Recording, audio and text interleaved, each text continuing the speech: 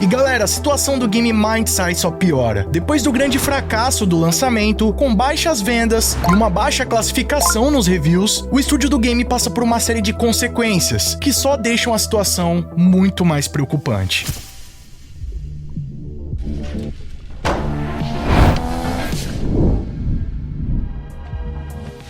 E aí pessoal, tudo bem com vocês? Sunnyplay aqui outra vez e galera, quem tá acompanhando o canal Sunnyplay pode conferir um pouco mais sobre o lançamento do game Mindside, que há muito tempo já vinha sendo esperado e com altas expectativas, ainda mais levando em consideração que o game foi criado pelo Leslie Benzies, uma das mentes por trás de games como a franquia GTA, e que por muitos anos teria sido o diretor de um dos principais estúdios da empresa, a Rockstar North, além de contar com uma série de ex-desenvolvedores da Rockstar Games, além de outros dos principais estúdios da indústria. Agora, com tantos talentos e atrelado a um investimento de cerca de 300 milhões de dólares, como uma ideia tão boa quanto a do game Mindside pôde fracassar tanto? Fica no vídeo de hoje que eu vou explicar tudo pra vocês e mostrar que fim levou o game Mindside.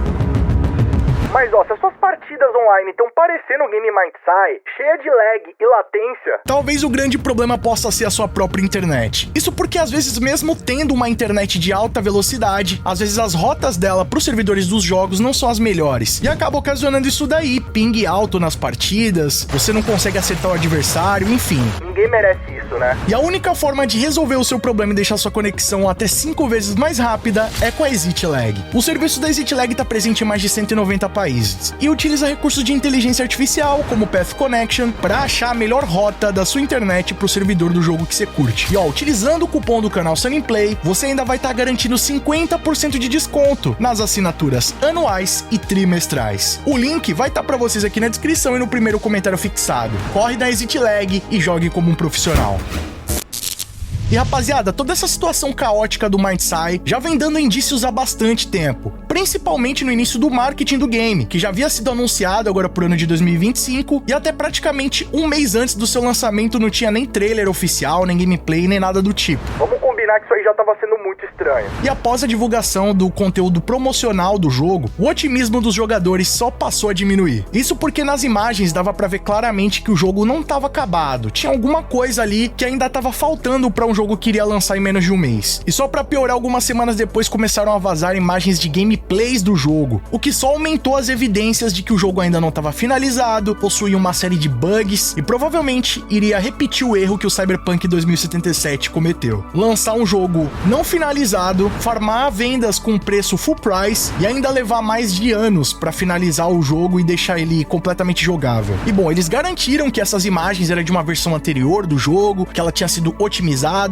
e que a gente ia encontrar algo diferente no lançamento, mas não foi bem o que aconteceu. O jogo foi um verdadeiro vexame, cheio de bugs, problemas de otimizações, sem mencionar que evidentemente ele não estava concluído, já que existia uma cidade gigante, praticamente oca, sem nada para explorar, sem nada para interagir, os NPCs sem nenhum tipo de programação, sem nenhum tipo de reação ao que acontece no jogo. Apesar do jogo ser praticamente um mundo aberto, você não pode explorar por aí à vontade, não consegue pegar outros carros, sem mencionar as missões completamente bugadas, né, cara? Tem missão ali que você não tem que fazer nada além de simplesmente correr de carro por aí. Os indícios de que esse game parecia na verdade um grande golpe estavam na nossa cara esse tempo todo. Isso porque na semana de lançamento, alguns dos executivos do estúdio simplesmente abandonaram o seu posto. Sem mencionar que um dia antes do lançamento, a Game Store do Japão simplesmente removeu o game da loja e reembolsou todos os jogadores que teriam o adquirido. O CEO da Build a Rocket Boy ainda chegou a se pronunciar em alguns fóruns dos jogadores e comentar que todo esse review baixo que o game estava sofrendo e todas as críticas estavam sendo fomentadas por estúdios rivais, que estavam sendo pagos para desmoralizar o trabalho deles. E só para piorar tudo, quando o jogo estava prestes a lançar, Build a Rocket Boy sofreu um grande exposed, revelando um pouco mais da cultura de trabalho dentro do estúdio. Eu inclusive fiz um mega vídeo comentando todos esses detalhes para vocês. Se você ainda não conferiu, clica no cardzinho aqui em cima, também vou estar deixando o linkão na descrição. Mas o lance é, rapaziada, que após o seu lançamento, a situação do game, que já era preocupante, só conseguiu piorar. No final do mês de junho, fontes internas ligadas à IGN revelaram que a Build a Rocket Boy iria tomar uma medida no mínimo radical. Uma demissão em massa de cerca de 200 funcionários que trabalharam no desenvolvimento do jogo. E segundo as últimas atualizações, esse número estaria expandindo para cerca de 300 funcionários. Que vamos combinar, nessa altura do campeonato pra eles deve ser um alívio, né? Porque além de garantir os seus direitos, eles passariam a não ter mais um envolvimento com aquele jogo. Agora, pro lado da Build a Roxy Boy, se com mais de 500 desenvolvedores competentes da indústria eles não conseguiram concluir o jogo, como é que eles pretendem fazer isso agora, demitindo mais da metade dos seus desenvolvedores? E bom, a situação chegou a um nível tão caótico que o Alex Hernandez, o ator que faz o Jacob Diaz, personagem principal do jogo, deu uma entrevista a um portal de notícias e fez duras críticas a Build a Roxy Boy. Não aos desenvolvedores propriamente dito, mas a gestão que a empresa teve e a estratégia que eles utilizaram para lançar o jogo. Dá uma olhada. Oh no, I mean just like all of it, like the quality and the, you know,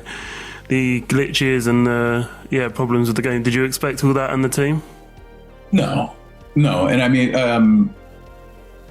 narrative and gameplay is kept very separate, right? Like, so I'm working with the cinematographer, the on-set director, the writers. It's not as I'm introduced to the team mostly because I ask. I'm like, hey, I'd love to meet the people who are developing / working on the physics, or folks who play with my model and my appearance and all that sort of stuff. But it's not as though I don't see them day to day, so I get very little feedback or information in terms of like, how is all of that going, right? You focus on, just like any large enterprise, I have no idea actually how many employees, but in that building day to day, there were, at least 200 people.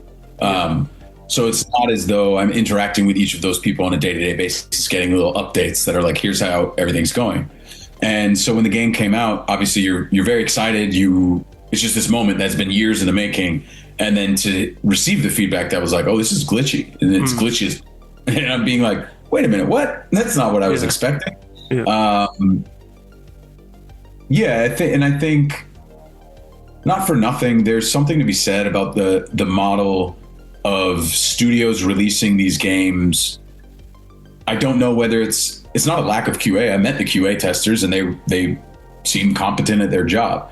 But for whatever reason, the company deciding to release something that has these issues, and then sort of taking care of it post-mortem, post-release. Obviously, we were not the first game to do that. Like a very notorious example is Cyberpunk, and there have been others. And as a gamer, as a consumer, I don't love that. I don't love that model. I don't like that. I think you have to be honest with your consumer. And in fact, like, I, as a player, would rather be told, this is in beta. Like, I know you've been waiting for this for a long time, but this is a beta release of this game. And so whether it's you get to play it for free on some sort of invite list, or it's $20, $30, $15, what insert price. I don't know what the model would be, but like, it's a much smaller fee. Know that this shit isn't done. No, it's not done. So please come interact with our thing, give us feedback, but no, it's not done. And obviously beta is a thing like that. That is a already pre-established practice. And so I'm not sure what drives companies to essentially carry out beta testing, like, without calling it that. I, as a consumer, would rather be told, would rather have someone be up front, because then I know what I'm signing up for. But that's E bom, vamos combinar que o Alex Hernandez teve bastante postura pra fazer essas declarações, porque dá pra ver claramente que ele não tá passando pano pra Build a Roxy Boy. Ele entende que existe ali uma estratégia de business que visa, né, o maior retorno pro jogo, mas ele também se posiciona como fã, como jogador, e demonstra a insatisfação da forma como eles liberaram o jogo, né, inacabado, cobrando o valor cheio de um jogo AAA. Vale lembrar que na versão de PC, o jogo chegou por cerca de R$162, que é um valor até bem acessível considerando um jogo AAA.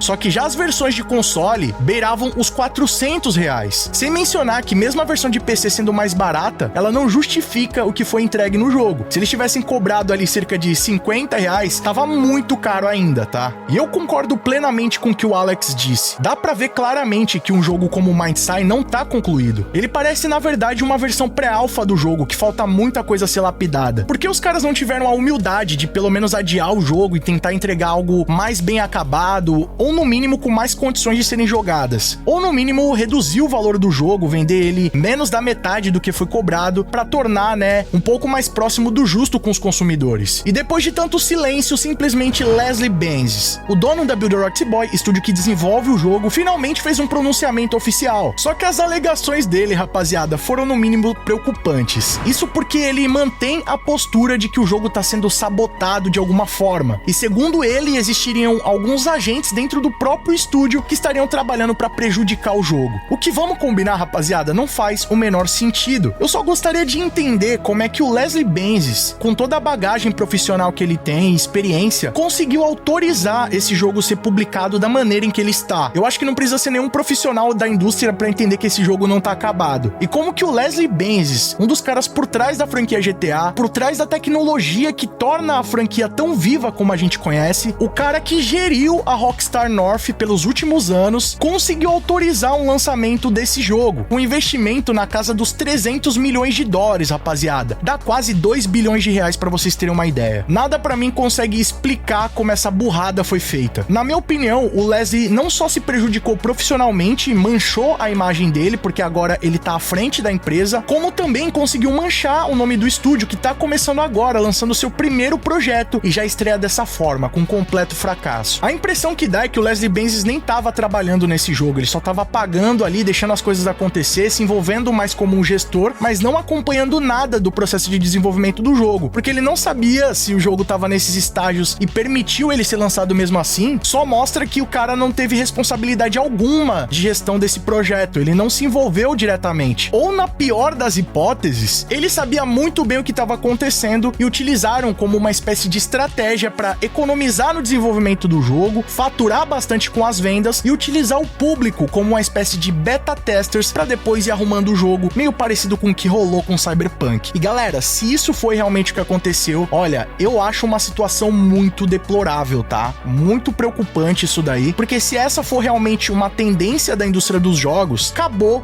os videogames, tá? Acabou os jogos como a gente conhece. Se isso realmente for acontecer, galera, vai se tornar inviável consumir os jogos, porque os valores estão exorbitantes, a qualidade tem decaído cada vez mais, e basicamente agora estúdios AAA estão aplicando claros golpes contra a comunidade. Não dá pra aceitar, rapaziada, que isso aí é um incidente, que foi feito com boa intenção, que eles não estavam tentando se aproveitar de alguma forma do público com isso. Eu não consigo aceitar isso, porque lançar um jogo dessa forma, cobrar o valor integral e agora chegar e falar que eles estão sendo sabotados, pelo amor de Deus, né, rapaziada? Vamos supor que isso realmente estivesse acontecendo. O cara não tava avaliando ali o trabalho que estava sendo feito, ele não tava acompanhando a sua equipe pra saber se estava tudo sendo entregue. Sei lá, essa história tá muito mal contada. E olha que eu confesso pra vocês, rapaziada, que apesar dos problemas, dos bugs, da má otimização, eu até que curti o jogo Might Sai. Ele tem um bom potencial, ele poderia ter sido muito melhor do que ele foi entregue. Na minha visão, é um bom jogo que não foi bem feito, que não foi bem finalizado, mas que merecia um carinho e poderia realmente reviver aí no cenário do videogame. Só que depois de tanta coisa que tá sendo exposta da Build a Roxy Boy e essa postura que o Leslie Benzies teve, sei lá, rapaziada, eu não consigo ver muito otimismo no futuro desse jogo. E só pra melhorar toda a história, o Leslie Benzies falou que vão relançar o jogo. Exatamente, vão relançar o jogo. Agora a dúvida que fica é, como é que eles vão conseguir fazer isso após demitirem mais da metade da sua equipe? Qual a justificativa que eles vão ter pra seguir com esse projeto? Quanto tempo será que vai levar pra eles conseguirem finalizar o jogo e realmente entregar algo digno do que foi cobrado? Comenta aqui embaixo sua opinião, que ela é muito mais do que importante, e vamos trocar uma ideia sobre isso aí. E ó, não sai daí não, que agora vai começar uma mega live aqui no canal Sunny Play. E o melhor é que se você estiver assistindo pela estreia, você não precisa nem sair daí. Nesse player do vídeo já vai começar a live. E se você tá vendo depois da estreia, clica lá no nosso canal na aba ao vivo, que vai estar lá na íntegra pra vocês. E ó, não esquece de colar aqui na descrição e garantir o nosso super desconto na ExitLag de 50% nas inscrições anuais e trimestrais. E por favor, tá? Não vai embora sem deixar o like pesado pra fortalecer. Isso, além de apoiar o nosso trabalho, mostra pro YouTube que o nosso conteúdo é de qualidade e merece ser recomendado. Outra forma de apoiar o nosso trabalho completamente de graça é clicando aqui embaixo no botão inscreva-se e ativando o sininho com todas as notificações. Sempre que tiver vídeo novo e novidades sobre o GTA 6, você vai ser o primeiro a ficar sabendo. E quer conferir os vídeos antes de todo mundo? Ter vídeos, lives exclusivas, figurinhas aqui nos comentários, sorteios, além de apoiar o nosso trabalho? É só clicar aqui embaixo no botão Seja Membro e vir fazer parte da Máfia Sunny Play você também. Outra forma de nos apoiar é clicando no Super Thanks, a partir de R$1, deixando a sua mensagem personalizada pra todo mundo ver. Já corre nas nossas redes sociais sociais. Lá estamos sempre trocando uma ideia e vocês podem mandar sugestões de vídeos novos, assim como esse aqui. E não fica por aí não, tá? Escolham desses vídeos do canal Soninplay, que aqui só tem vídeo pra vocês continuem nos acompanhando. Muito obrigado pelo carinho, espero que tenham gostado de mais um vídeo do canal. Tamo junto, aquele abraço e falou!